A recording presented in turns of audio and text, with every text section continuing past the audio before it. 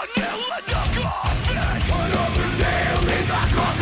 everybody, it's me, your friendly neighborhood Uncle Pete, and this is my series Nails in a Coffin, where we learn that with great kills, there must also come great nails. When this video goes up, we have just 38 days left until Halloween. I'm getting excited, and I hope you are as well. Last night even, I bought tickets for a haunted maze for MJ and I for that first week of in October. So I love going to those haunted houses, haunted mazes. They're a ton of fun.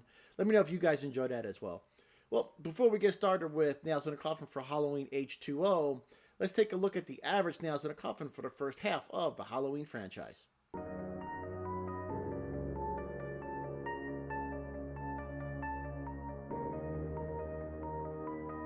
At the end of my video last week, the thorn symbol showed up on my wrist, and it kind of just left a few days ago.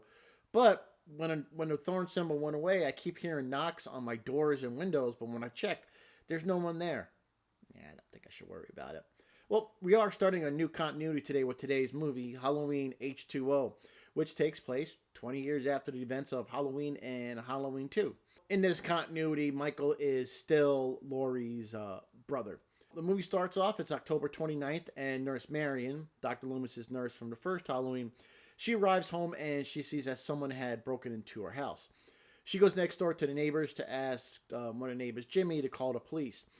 He calls the police, and then he takes it upon himself to go next door and check it out with his hockey stick, because he said something like, hey, where's the fun in waiting for the police?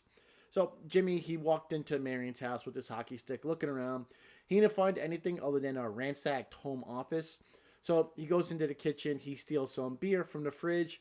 Then he gets spooked by an ironing board, swings his hockey stick, and he knocks a bunch of pots and pans down in the kitchen. And then he goes back to where Marion is next door and tells her the house is clear. Marion goes back into her house, but the power is out now, which is a common trope in Halloween movies. She's looking around the house using a flashlight, and she goes into her office and she finds an empty folder named Laurie Strode. She sees that the front door is open, and she goes to close it, and then she sees that the back door is open. Marion gets spooked, and she runs next door to the neighbors. She gets to their house, and she finds Jimmy with an ice skate in his face. Marion runs to the back door. She opens it, and Jimmy's friend Tony falls to the ground dead after being stabbed in the back, which is another common horror movie trope. Marion's got knocked down when Tony fell on top of her, and Michael walks into the kitchen and grabs a kitchen knife. Marion runs away, and at this moment, the police arrive at Marion's house because, she's currently next door to Jimmy's. She's unable to get their attention, so Michael was able to grab her and slit her throat for killing her for a first kill in Halloween H2O. Both Jimmy and Tony were killed off screen, so I'm going to be unable to give them a nail rating. And I didn't see any of their encounter with Michael, so there's not much I can do there. Marion, however, did earn herself one nail in the coffin. She went back into her house that was broken into and ransacked, and she went back in just because some teenager said it was clear. She didn't even wait for the cops, especially after she found that the power was still out. When she saw the front door open, she didn't even leave her house. She just closed it, so she knew somebody was in her house.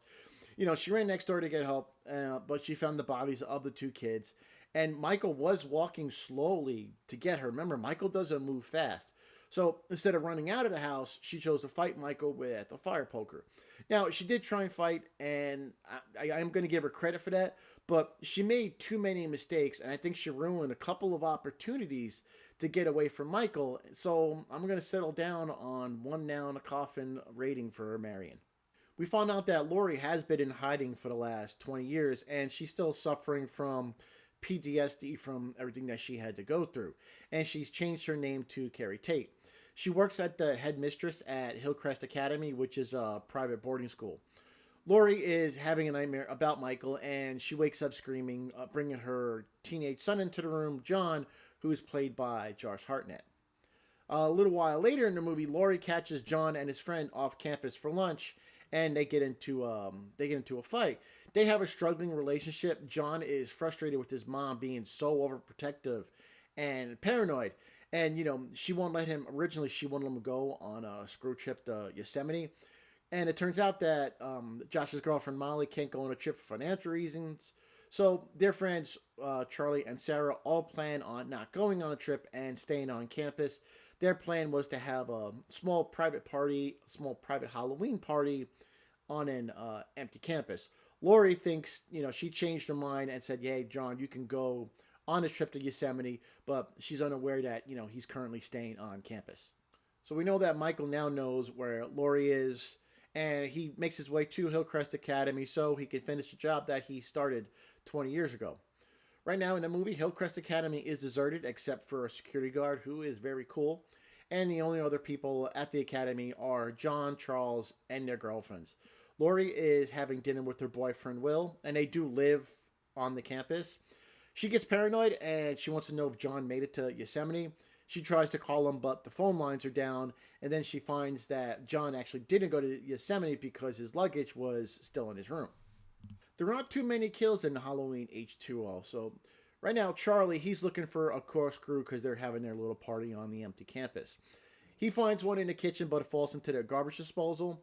So he fishes it out of the garbage disposal, and after he gets it, he turns around to see Michael standing there in a horrible looking CGI mask. The screen cuts away, but a few minutes later, Charlie's girlfriend Sarah finds his body in the dumbwaiter with his throat slit. And from the look of the cut, he was pretty much slashed with the corkscrew. Charlie's death was off screen, but there really aren't a lot of kills in this movie, so I don't have too much work to do. But with Charlie, I think I have enough information to give him a nail rating.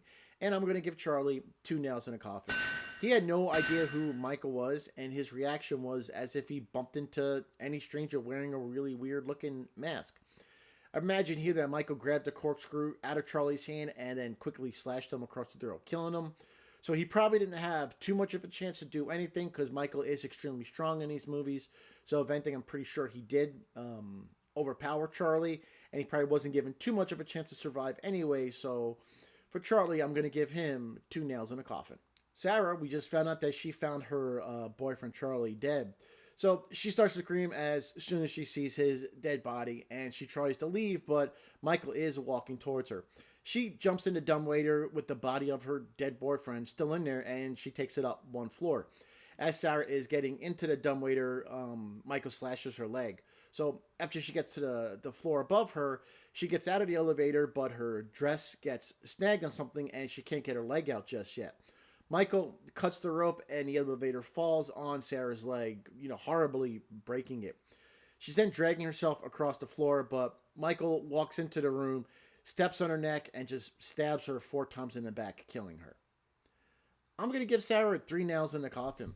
After she saw Michael, she saw that her only exit was up the dumbwaiter, and she really didn't hesitate neither. She jumped right in there with the dead body of her boyfriend. And Michael, even slashed her leg before she can close the door to the elevator. Her dress got caught, and then her leg got smashed, and she tried to drag herself somewhere safe, but Michael caught up to her, stepped on her neck, and then just stabbed her multiple times. And to me, this was a kill Michael actually had to work for. He stepped on her neck to make sure, she wasn't going to move anywhere where he killed where he killed her.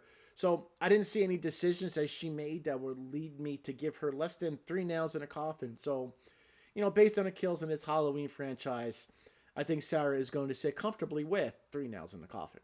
John and his girlfriend Molly were looking for Charlie and Sarah, and they found a blood trail and followed it to see Sarah's body hanging from the ceiling.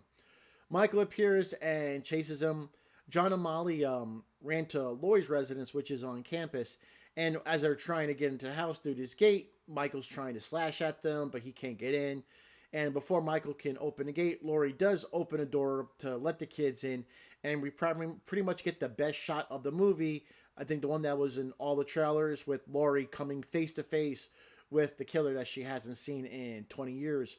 And before Lori can get her gun out, Michael does disappear. Lori has the kids barricade themselves in a room while she and Will go looking for Michael. Will and Lori are talking. He sees a dark figure in one of the hallways, so he grabs Lori's gun and fires it 5 times at this figure, but he hits security guard Ronnie, knocking him down.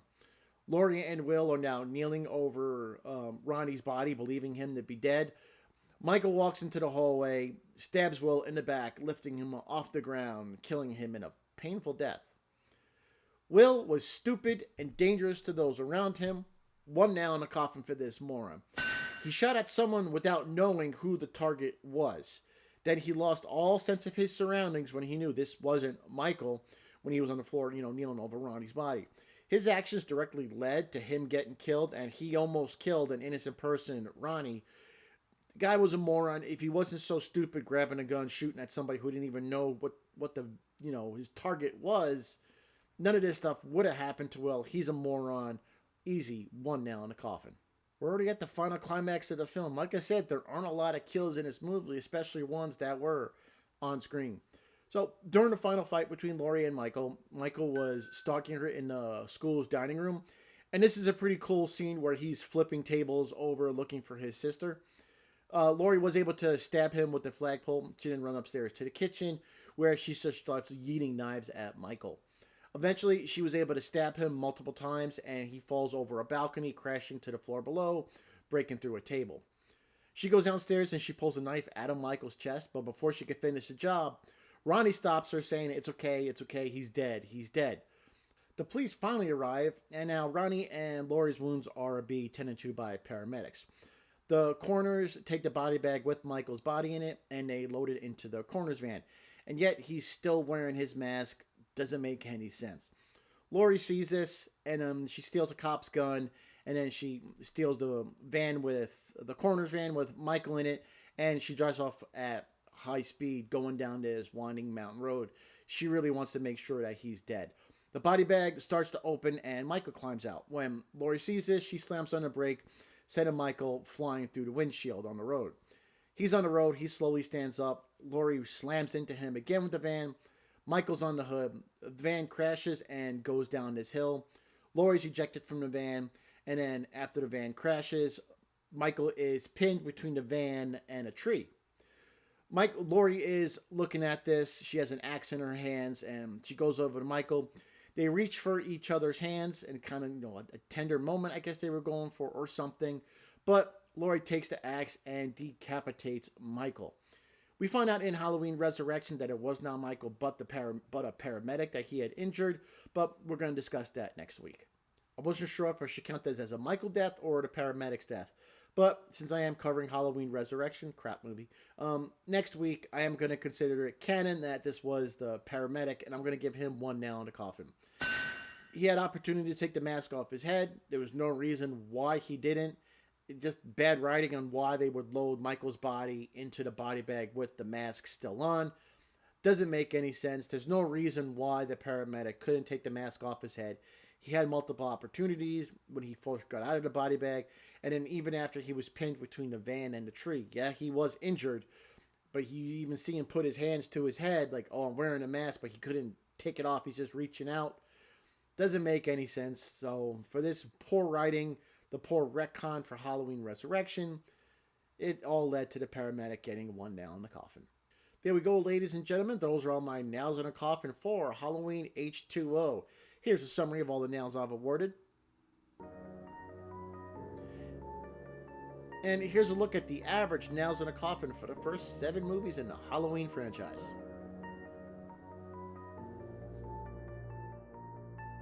Thanks again for checking out this video. I really appreciate it. So, Halloween Resurrection, which is my least favorite Halloween movie, will be covered here next week on Nails in a Coffin. That is if I make it. I keep hearing these knocks at my door and stuff. There it is again. Okay, I'll be right back.